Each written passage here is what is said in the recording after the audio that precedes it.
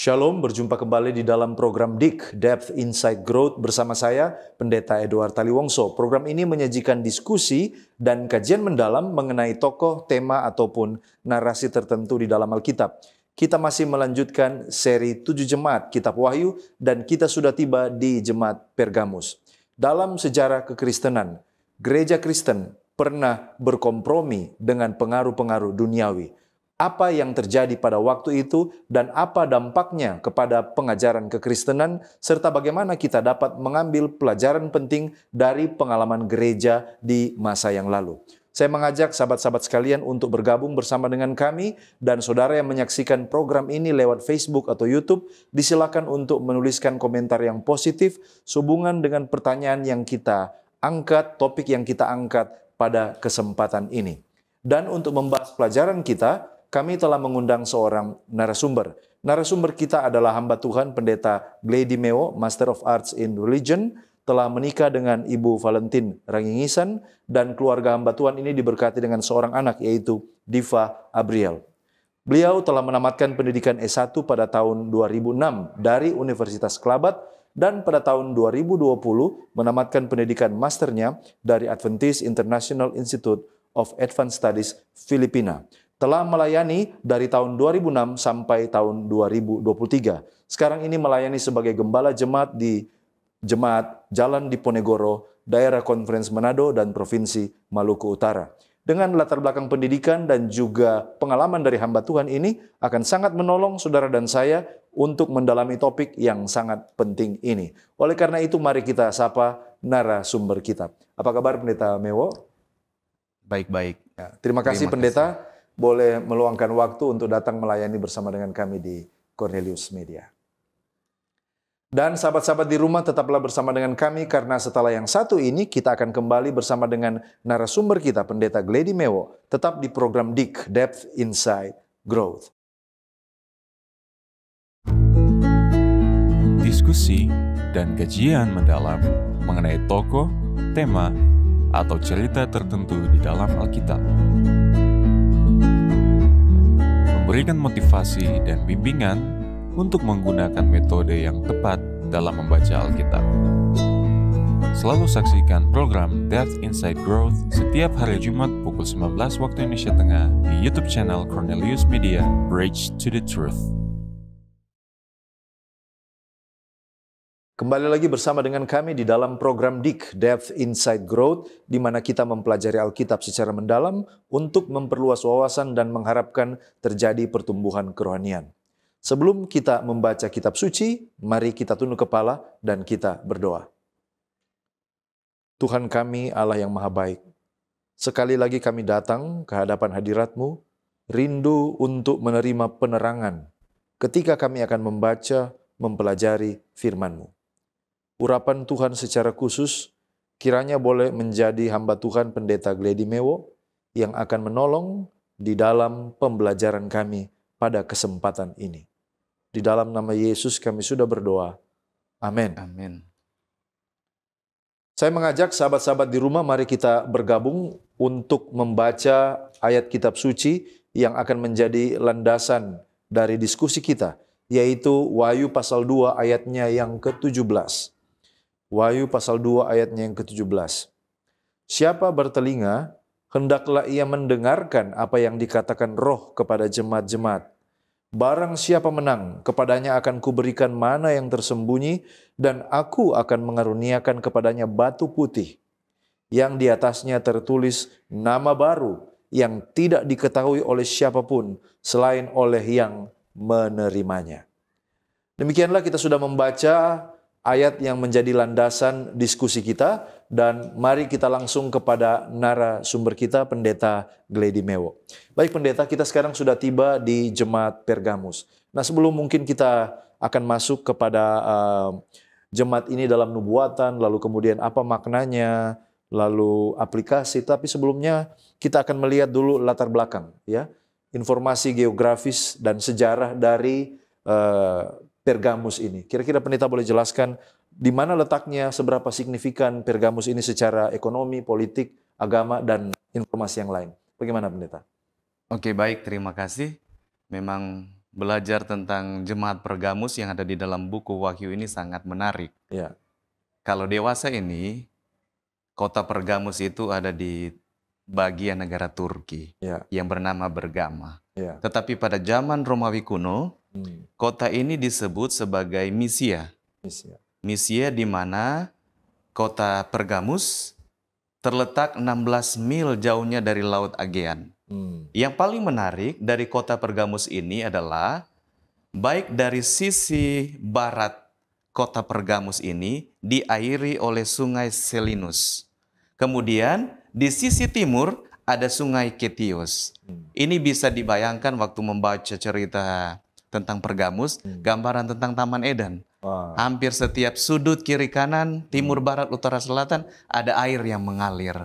Jadi gambaran tentang Pergamus dengan geografis letak kota ini memberikan gambaran yang sangat luas kepada kita ketika melihat sejarahnya bahwa kota ini adalah kota yang sangat penting di zaman Romawi kuno. Dan kota ini dibangun di atas bukit, yang artinya benteng yang kuat untuk menangkis setiap serangan musuh.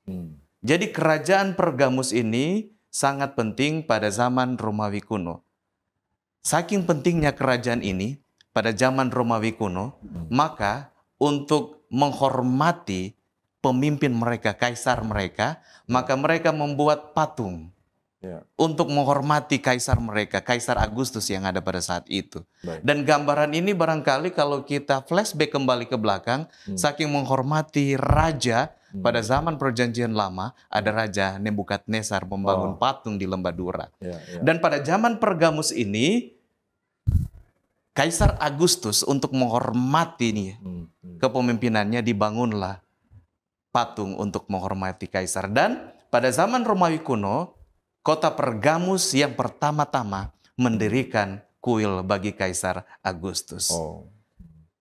Untuk budaya dan pengaruh kepercayaan yang ada di kota Pergamus pada saat itu, kepercayaan yang sangat signifikan adalah penyembahan patung, yaitu kepada kaisar dan juga kepada patung-patung yang lain.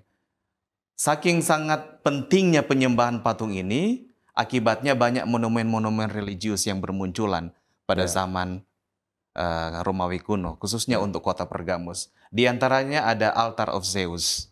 Jadi tempat berdiamnya dewa Yunani kuno ini. Ternyata ada di kota Pergamus. Kemudian ada juga Asklepion.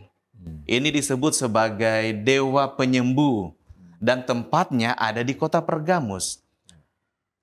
Seorang penulis sejarawan untuk buku Revelation, Steve Gregg, dia katakan bahwa kota ini, kota Pergamus, pada zaman Romawi kuno menjadi kota kesembuhan bagi Romawi. Jadi kota Pergamus dengan hadirnya dewa penyembuh ini, Asklepius, memberikan gambaran bahwa sesungguhnya baik Kaisar Agustus yang disembah sebagai orang yang tertinggi di kota, di negara, ada juga dewa-dewa yang lain yang disembah sebagai kepercayaan. Di sini kita bisa melihat ada otoritas sipil dan otoritas agama yang berpadu, yang bersatu di dalam pusat politik dan keagamaan, keyakinan yang ada di kota Pergamus. Dengan adanya dua kekuatan ini, maka Pergamus bagi lingkungan orang Kristen memberikan kesan sulit untuk mengabar Injil. Pekabaran Injil sulit tentang Kristus masuk di kota Pergamus. Oleh karena kekuatan sipil dan agama yang bersatu di bawah pemerintahan Kaisar Agustus ini.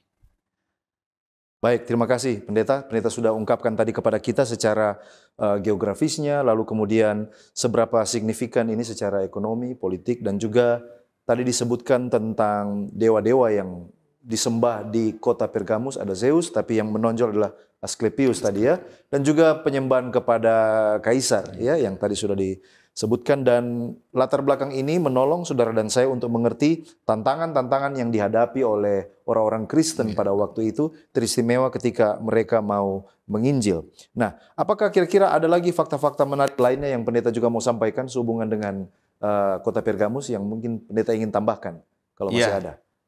Memang benar Pergamus itu tidak sekaya kota Efesus dan juga kota Smyrna. Tapi kota Efesus ini merupakan, kalau Steve Gregg, dia katakan seperti ini. Kalau Efesus adalah New York dari Asia, maka Pergamus adalah Washington DC dari Asia.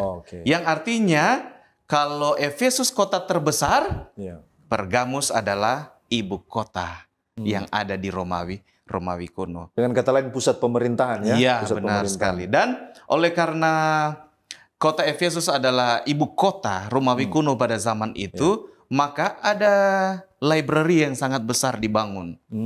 Yang saya percaya ini menjadi tempat di mana mereka belajar, keyakinan bertumbuh. Bahkan saking besarnya ini kedua terbesar setelah Alexandria.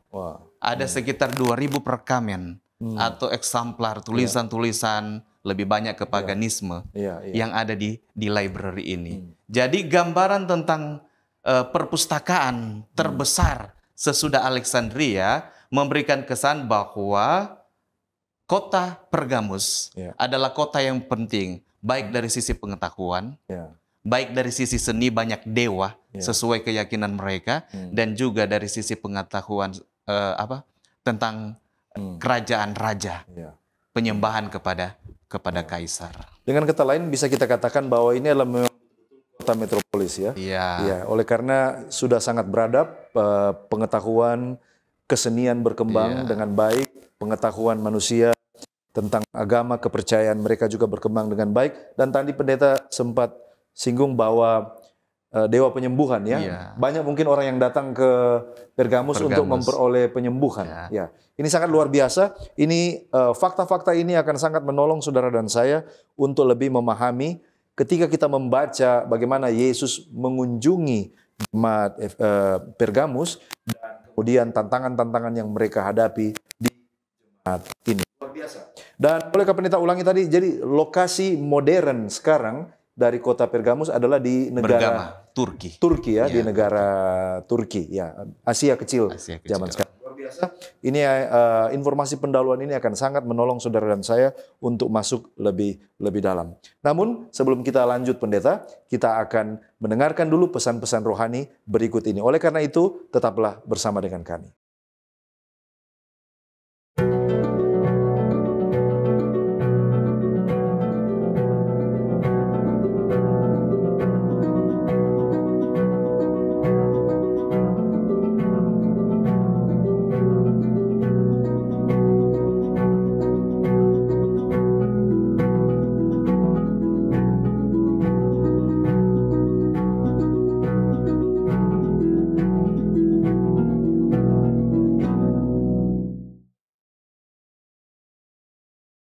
Masih di program DIK, Depth Insight Growth, dan bagi sahabat-sahabat yang baru bergabung, kita masih melanjutkan pendalaman kita tentang 7 jemaat di dalam kitab Wahyu, dan sekarang kita mendalami jemaat Pergamus. Tadi kita sudah mendengarkan dari narasumber kita informasi pendahuluan tentang geografis, sejarah, seberapa signifikan kota ini baik secara politik, ekonomi, dan juga keagamaan. Dan kita akan masuk lebih dalam. Sebelum kita kembali ke teks Wahyu pasal 2, pendeta, satu hal lagi mungkin yang saya tertarik untuk bertanya, yaitu kira-kira Pergamus ini dibandingkan dengan kota-kota yang lain di Romawi kuno. Bagaimana pendeta melihat Pergamus ini dibandingkan dengan kota-kota yang lain? Disilakan. Jadi menurut sejarawan Perjanjian Baru, Ramsey, dia berkata bahwa secara historis, baik kota-kota yang ada di sekitar Asia Kecil, dalam pemerintahan Romawi kuno, mereka semua berpendidikan dan kaya. Tapi kota Pergamus itu merupakan kota atau tempat yang paling unggul dari setiap provinsi atau kota-kota yang lain yang ada pada zaman itu. Kenapa? Oleh karena pengaruh yang sangat kuat budaya yang sangat kuat dari kota Pergamus. Bahkan budaya itu masih ada sampai zaman sekarang. Oh, luar biasa. Yang kita bisa lihat lewat simbol, atau walaupun ini hanya simbol dari dewa Asklepios itu, God of Healing. Jadi kita boleh lihat dalam Di dunia kedokteran? iya, dalam dunia kedokteran Oh, oke. sekarang Ya. simbol mereka. Ya, jadi memang betul-betul sangat unggul ya, Iya. dan bahkan pengaruhnya, dampak kebudayaan ini masih ada sampai sekarang. Simbol yang digunakan untuk kedokteran adalah simbol dari Dewa Dewa Asklepios. Asklepios. Luar biasa. Inilah fakta-fakta yang lebih akan sangat membuka mata kita dan menolong kita untuk lebih memahami tentang jemaat Pergamus. Baik, pendeta, sekarang kita mulai masuk kepada teks setelah kita tadi telah dipersiapkan dengan informasi pendahuluan. Nah, sekarang di dalam nubuatan, tentu saja kitab Wahyu kita percaya adalah sebuah nubuatan, selain Pergamus secara literal, tetapi juga ada makna simbolis di sana. Kira-kira melambangkan gereja pada zaman apa, lalu kemudian periode waktunya di dalam nubuatan dan kondisi kerohanian umat, apa saja yang pendeta ingin gali dari jemaat Pergamus ini? Ya, kita tahu bersama bahwa Pergamus ini adalah jemaat yang ketiga yang ada di Asia Kecil yang menerima surat dari Yohanes, murid Yesus, yang dibuang ke Pulau Patmos. Dan setelah jemaat Efesus yang kita kenal dengan zaman rasul-rasul, beralih ke jemaat Smyrna dengan zaman penganiayaan. Benar. Tapi bukan berarti zaman penganiayaan sampai ke jemaat Pergamus tidak ada lagi penganiayaan. Ya. Oleh karena penganiayaan tidak mempan di dalam iman kekristenan, maka muncul yaitu zaman kompromi. Zaman kompromi. Pada periode 313 sampai 538 Masehi. Jadi Pergamus ini adalah zaman atau jemaat di dalam nubuatan yang berkompromi. Di tengah penganiayaan ada kompromi di sana. Ya. Jadi mereka berkompromi dalam arti seperti pendeta katakan tadi, mungkin musuh ketika melihat dengan cara penganiayaan sepertinya tidak berhasil, justru semakin kuat, maka digunakanlah cara yang lain, ya, yaitu dengan jemaat yang berkompromi. Dan mungkin pendeta boleh ceritakan kondisi kerohanian gereja pada waktu itu ketika pendeta katakan sudah ada kompromi-kompromi yang terjadi. Boleh digambarkan? Kondisi gereja untuk jemaat Pergamus pada saat itu sesuai dengan catatan Alkitab, kalau kita lihat bahwa sesungguhnya Yesus Kristus sangat-sangat bangga kepada mereka. Oleh karena ada 3 hal yang disebutkan di dalam Wahyu pasal 2 ayat 13. Dengan catatan ayat ini berkata, aku tahu. Jadi Yesus Kristus di sini mau mengidentifikasikan dirinya bahwa dia tahu. Dia tahu itu keunggulan yang ada di jemaat Pergamus. Dia tahu bahwa dengan pujian yang dia buat, dengan pujian yang ia alamatkan kepada jemaat Pergamus, maka mereka akan tetap setia. Akan tetap berdiri teguh di dalam iman mereka. Karena Kristus mengetahui 3 hal untuk jemaat ini. Yang pertama, Kristus tahu bahwa dunia penyembahan berhala, mereka hidup di dalamnya. Kemudian yang kedua, Kristus tahu bahwa kesaksian mereka sekalipun dianiaya di tengah penderitaan karena ada kompromi di sana, ada kesaksian mereka yang setia. Kesaksian hidup pengalaman iman mereka yang setia. Dan Yesus Kristus tahu bahwa di tengah-tengah setiap penganiayaan, kompromi, mereka bertekun di bawah semua itu. Jadi inilah yang kita bisa lihat bagaimana Kristus tahu kehidupan jemaat Pergamus oleh karena kerohanian mereka. Alasannya oleh karena mereka berdiri teguh di dalam Tuhan. Di sini dikatakan berpegang kepada namaku dan engkau tidak menyangkal iman kepadaku. Jadi Kristus tahu walaupun mereka dianiaya. Jadi Yesus tahu pergumulan mereka, ya. Walaupun betul-betul mereka mengalami tantangan yang sangat luar biasa, berada di lingkungan penyembahan berhala yang sangat kental, ya, bisa kita katakan, tapi mereka berhasil memelihara iman. Nah, apakah ada hal-hal yang lain juga yang signifikan? Apakah itu ada tokoh atau ajaran atau hal apa saja yang terjadi pada periode ini yang mempengaruhi kehidupan iman daripada gereja yang pendeta mau sampaikan? Ya, memang sangat menarik kalau kita lihat bagaimana pesan dari buku Pergamus ini. Karena sesungguhnya surat untuk Pergamus, surat ketiga ini sangat erat pesan di dalamnya dengan surat kepada jemaat Sardis, jemaat kelima. Ya. Karena menyangkut berhubungan dengan jemaat-jemaat yang sekalipun ada keunggulan, tapi di sana juga ada kemerosotan rohani yang sangat tajam. Ya. Oleh karena ada kemerosotan rohani yang sangat tajam, maka Yesus Kristus memperkenalkan dirinya dengan dua cara kepada jemaat ini. Ya. Yang pertama, di dalam ayat 12, ayat 12, inilah firman dari Dia yang memakai pedang yang tajam bermata dua. Dia memperkenalkan pedang yang tajam bermata dua. Kemudian ayat yang ke-16 ada ancaman. Ada ancaman. Di sana juga dikatakan bahwa Yesus Kristus akan memerangi engkau dengan pedang yang ada di mulutku. Ini gambaran kalau kita melihat Yesus Kristus menggunakan pedang sebagai simbol authority. Otoritas dan juga judgment. Pada zaman Romawi kuno, sesuai dengan latar belakang konteksnya, ketika Yohanes menerima ilham dari Yesus Kristus, pedang digunakan sebagai lambang otoritas dan keadilan untuk masyarakat yang ada di Romawi kuno. Dan bagi Kristus, dia tulis ini sebagai simbol untuk ultimate akan kuasa power dari Kristus yang adalah Dia yang berkuasa baik hidup dan mati. Sekalipun ada pedang, ada penganiayaan, tidak akan merampas umat-umat kepunyaan Kristus. Menarik, jadi ternyata Yesus datang memperkenalkan dirinya sebagai seorang yang membawa pedang ya kepada jemaat ini.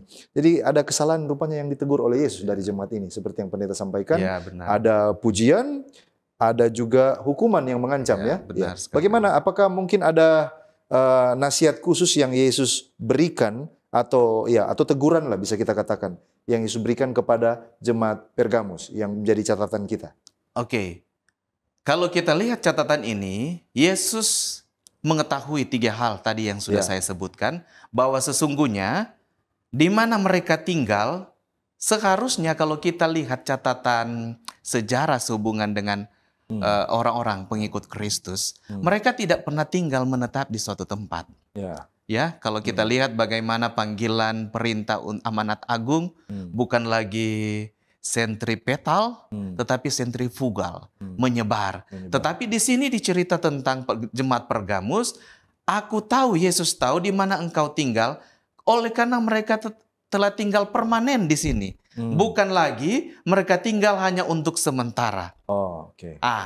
Bagi Adam Clarke, di dalam tulisannya, dia berkata bahwa ketika orang mulai terpengaruh dengan budaya, keyakinan, kemudian hukum Allah tidak lagi dipelajari, maka ada pepatah mengatakan di sanalah tinggal setan.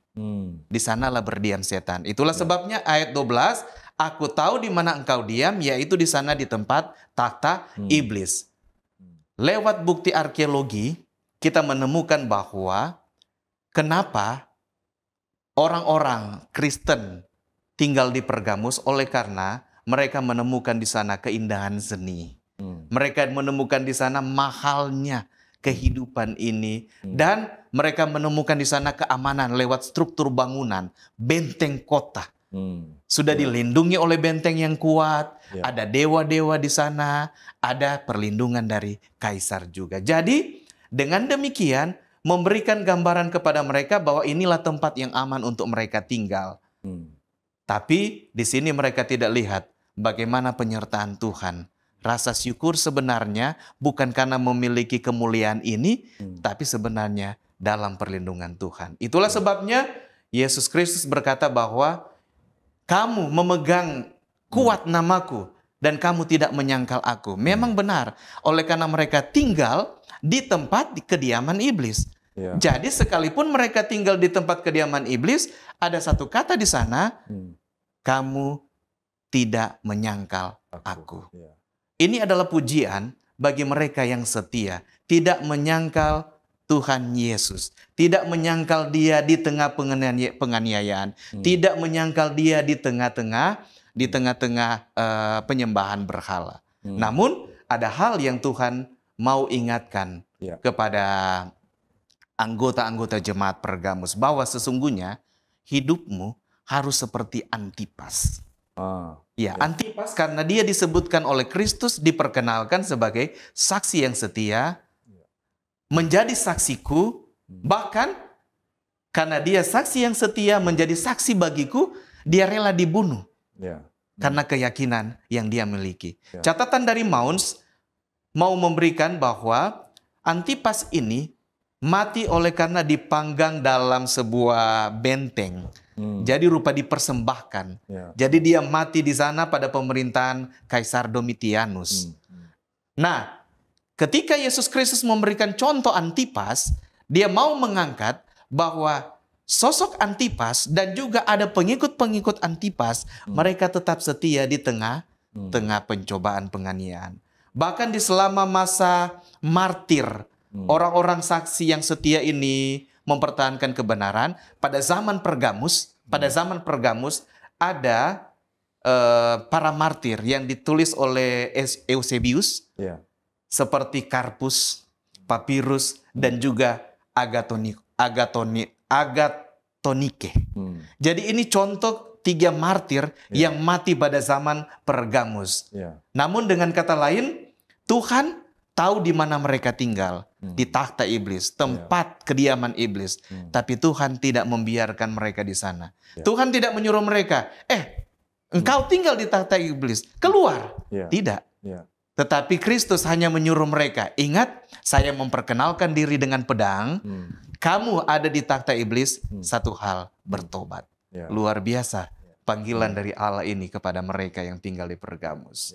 Baik, terima kasih Pendeta. Lalu selanjutnya ada keberatan di sana menyebutkan satu tokoh di Perjanjian Lama, yaitu Bileam, yang katanya telah atas nasihat memberi nasihat kepada Balak untuk menyesatkan orang Israel.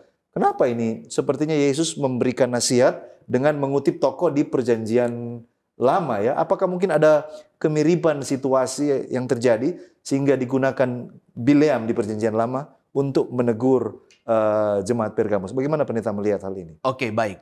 Jadi kalau kita lihat bagaimana keberatan Tuhan sehubungan dengan kerohanian dari jemaat Pergamus ini, di dalam ayat 14 dan 15 ini 2 contoh yang diangkat. Baik dari Perjanjian Lama dan juga di dalam Perjanjian Baru. Kalau Perjanjian Lama diangkat tentang Bileam, di dalam Perjanjian Baru ayat 15 diangkat tentang Nikolaus. Jadi 2 contoh ini yang diangkat. Kalau saya mau katakan bahwa sesungguhnya Nikolaus dan juga Bileam ini mereka memiliki akar kata yang sama. Bileam dan juga Nikolaus, dan ajaran mereka itu hampir-hampir mirip.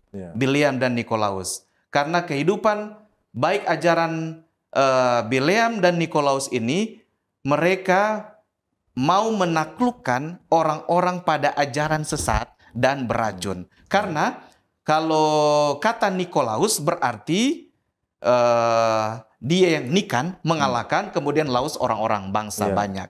Sama halnya dengan Bileam, Bela dan juga Ham. Kalau Bela mengalahkan, Ham artinya bangsa-bangsa. Bileam dalam bahasa Ibrani. Kalau Nikolaus dalam bahasa Yunani.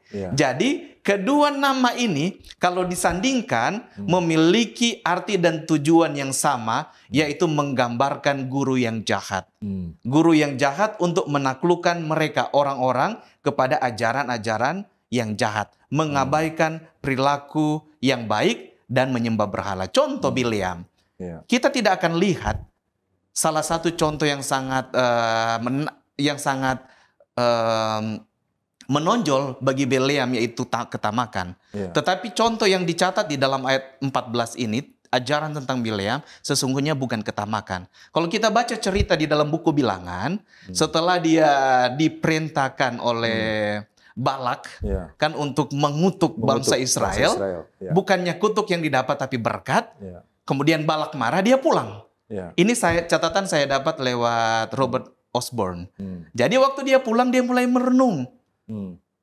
Kenapa dia tidak bisa mengutuk bangsa Israel? Akhirnya oleh karena tindakannya tidak bisa mengutuk bangsa Israel, satu hal yang dia buat yaitu kompromi. Dia berkompromi. Dia membuat rencana untuk berkompromi dengan bangsa Israel. Jadi dia memberikan nasihat kepada Balak untuk menyesatkan orang. Siasatnya yang dia buat yaitu membuat pesta pora dengan menggunakan perempuan-perempuan Moab sebagai daya tarik orang-orang Israel. Itu yang dia gunakan. Jadi itu ketamakan tidak ada di dalam cerita Pergamus. Dia gunakan siasatnya menggunakan perempuan-perempuan Moab. Bilangan 31 ayat 6, bilangan 25 ayat 1 sampai dengan 9. Untuk menjadi batu sandungan bagi bangsa Israel. Makanya kita temukan catatan di dalam buku Wahyu ini yang memberi nasihat kepada Balak untuk menyesatkan orang. Jadi kata menyesatkan ini bisa berarti memberikan batu sandungan. Meletakkan batu sandungan di depan anak-anak Israel. Sehingga lewat batu sandungan ini menurut Leon Morris, dia katakan bahwa merupakan umpan, jebakan, mekanisme yang diatur untuk masuk di dalam perangkap. Dan kemudian kalau kita lihat gambaran juga tentang ajaran Nikolaus, karena ajaran Bileam dia siasat, menasihati Balak. Ajaran dari Nikolaus juga hampir-hampir mirip. Irenaeus mencatat bahwa orang-orang pengikut Nikolaus ini hidup dengan keinginan hati. Mereka sangat memalukan, sangat najis. Bahkan mereka meninggikan diri, memuaskan keinginan diri sendiri. Lebih jauh, James Ramsey dan William Barclay, mereka menuliskan bahwa pengikut-pengikut Nikolaus mengajarkan kehidupan yang longgar, tidak ketat. Jadi anti hukum. Anti hukum, sehingga pengikut Nikolaus, mereka masuk di dalam jemaat Pergamus bukannya untuk menghidupkan semangat, tetapi mereka membawa kehancuran kekristenan lewat memperkenalkan doktrin baru, doktrin versi baru, kata mereka, sesuatu yang lebih baik dan merupakan perbaikan dari versi lama. Dari ini gambaran bagaimana kompromi itu masuk di dalam gereja lewat ajaran dari Bileam dan lewat dari ajaran dari pengikut Nikolaus. Jadi baik penyembahan berhala, baik anti hukum, ketidakmenurutan kepada firman Tuhan diperkenalkan di sana, dan orang-orang ini mulai menyebutkan, oh ini bukan doktrin lama, tapi doktrin baru yang diperbaharui. Jadi kompromi masuk di dalam gereja menyebabkan Allah menghukum mereka. Allah berkata, jangan mengabaikan nasihat firman Tuhan. Baik, terima kasih pendeta. Dan ini semakin menarik saudara-saudaraku ketika kita melihat, membaca, mempelajari tentang apa sesungguhnya yang terjadi. Nasihat Yesus bagaimana dia memperkenalkan diri, dan bagaimana dia menegur, memuji, dan mengamarkan jemaat Pergamus. Kita masih akan menggali lebih dalam, tetapi kita akan mendengarkan dulu pesan-pesan rohani berikut ini. Tetaplah bersama dengan kami.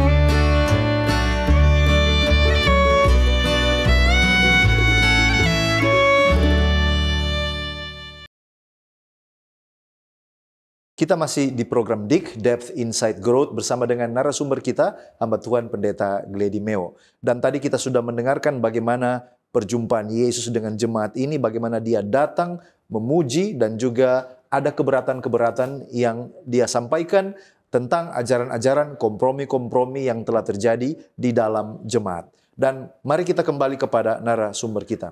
Nah pendeta, sekarang kita tiba di bagian ayat 16 dan 17. Ini berisi tentang panggilan untuk bertobat. Serta kemudian sarana apa yang dapat mereka gunakan supaya mereka boleh betul-betul bertobat kepada Tuhan. Nah kira-kira apa yang pendeta bisa bagikan dengan kita? Jadi setelah Yesus memberikan pujian, dia melihat kelemahan kekurangan dari jemaat ini. Di sini karena mereka tetap berpegang teguh di dalam iman, dia katakan, kepada mereka yang telah berkompromi, bertobatlah. Bertobatlah. Kenapa? Karena konteks bertobat ini berarti mengubah. Bertobatlah berarti mengubah, metanoesan. Jadi mengubah berarti ke arah bukan yang salah, tetapi secara rohani maupun etika ke arah yang lebih baik. Jadi pendekatan yang dibuat oleh kata kerja ini, bertobatlah, yaitu memanggil setiap anggota yang ada di jemaat Pergamus untuk mengambil sikap tegas terhadap guru-guru palsu, ajaran Bileam, ajaran Nikolaus, untuk tinggalkan. Karena jika tidak ada pertobatan, maka dosa mengundang mereka untuk datang dalam penghakiman Allah. Dan penghakiman Allah itu ditujukan lewat ayat 16, aku datang segera kepadamu, aku akan memerangi mereka dengan pedang yang ada di mulutku. Pedang diucapkan kembali ya? Pedang diucapkan kembali ketika ayat yang ke-12, Yesus memperkenalkan greetingsnya kepada jemaat Pergamus, pedang bermata dua, yang di sini untuk menutup panggilan pertobatan itu diperkenalkan pedang sebagai sarana untuk menghakimi. Harus ingat bahwa kalau kita lihat di dalam ayat 16 ini, bentuk tensisnya, kalau kita lihat di dalam ayat 16, jika tidak demikian, aku segera datang kepadamu.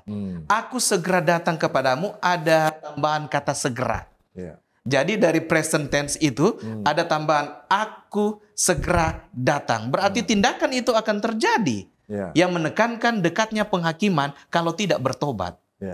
Makanya panggilan pedang itu untuk memisahkan yang baik dan yang jahat harus segera dilakukan. Kemudian yang kedua, aku akan memerangi mereka dengan pedang yang di mulutku. Jadi gambaran ayat yang ke-16 ini sebenarnya reverse kepada ayat yang ke-5 juga. Sehubungan dengan kata coming, berhubungan dengan kata parusia, kedatangan Yesus yang kedua kali. Jadi gambaran segera harus dilakukan dengan yang akan datang. Penghakiman yang Yesus buat memberikan kesan bahwa sesungguhnya ini terjadi kepada bukan hanya kepada jemaat Pergamus saat itu, tetapi juga sampai kepada mereka yang percaya kepada Kristus yang akan datang. Karena di sini kalau kita lihat ada peralihan kata ganti orang.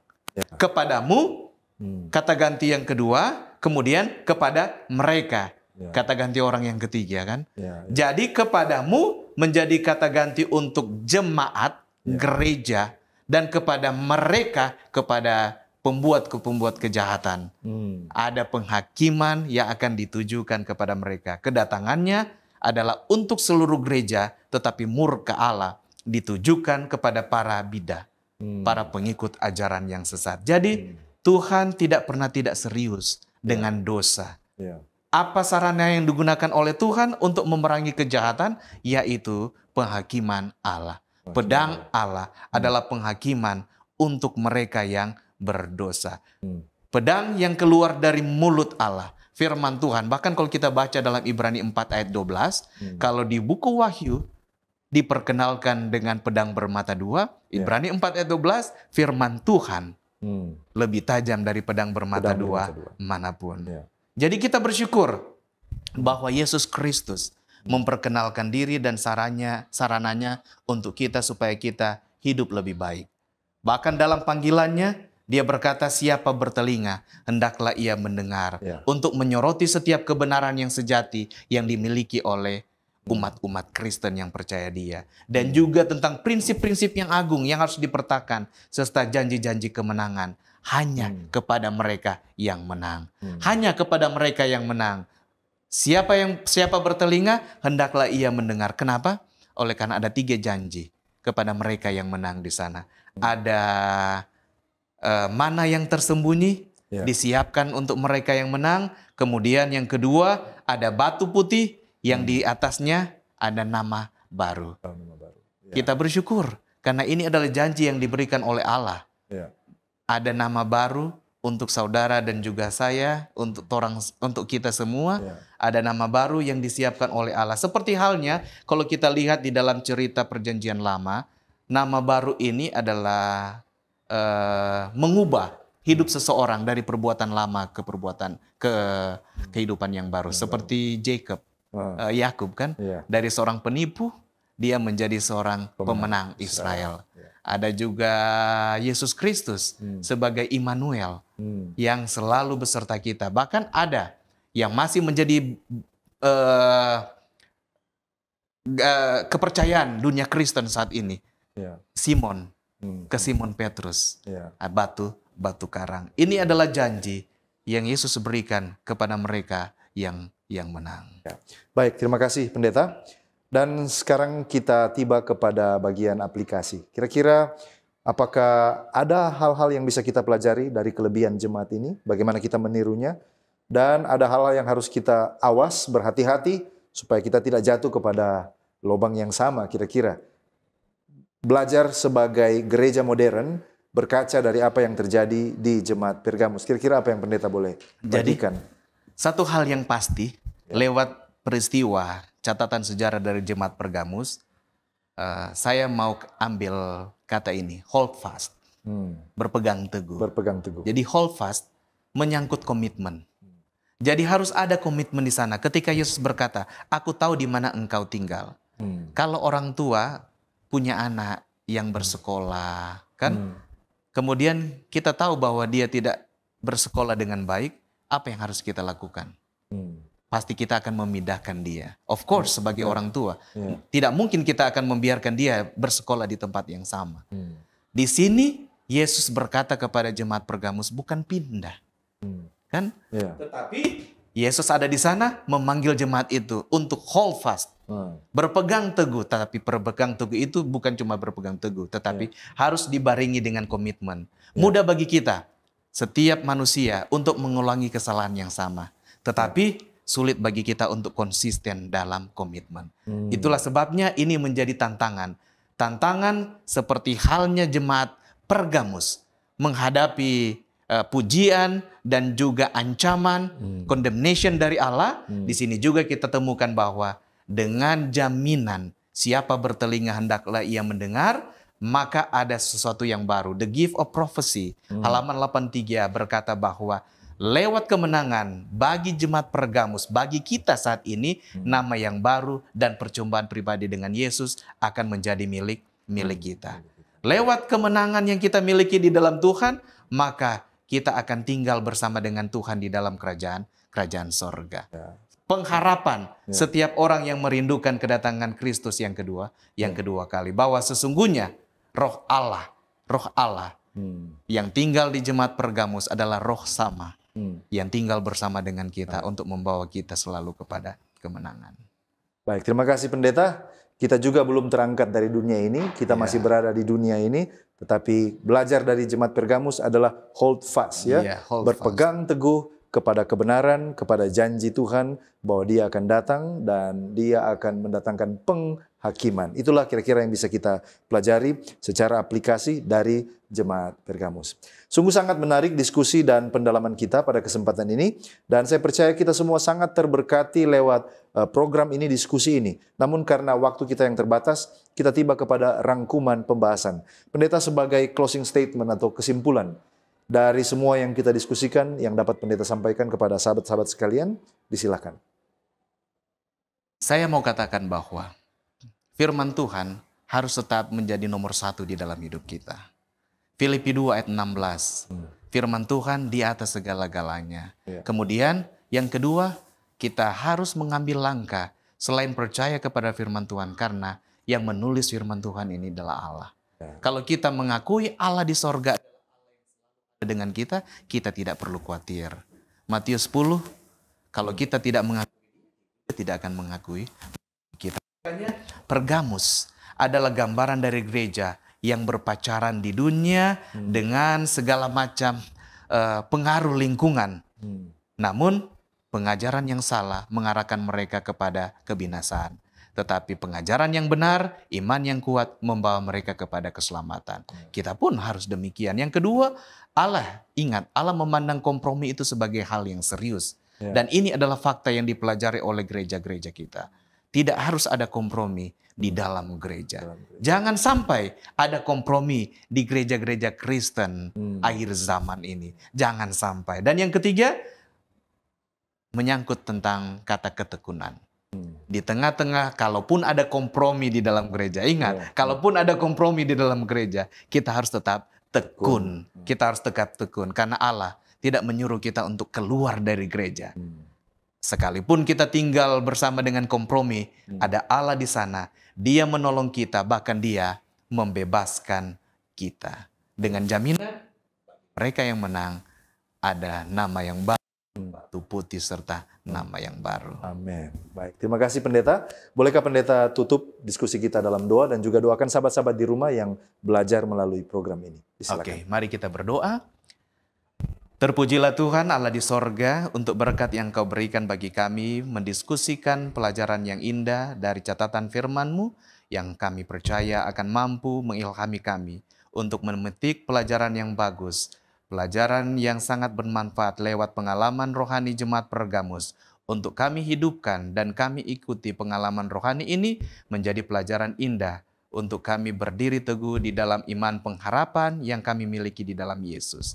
Sekalipun ada tantangan di sana, ada pencobaan, ada pergumulan, sekalipun ada iblis yang selalu bersama-sama dengan kami, tapi kami tidak pernah takut karena Tuhan ada di pihak kami.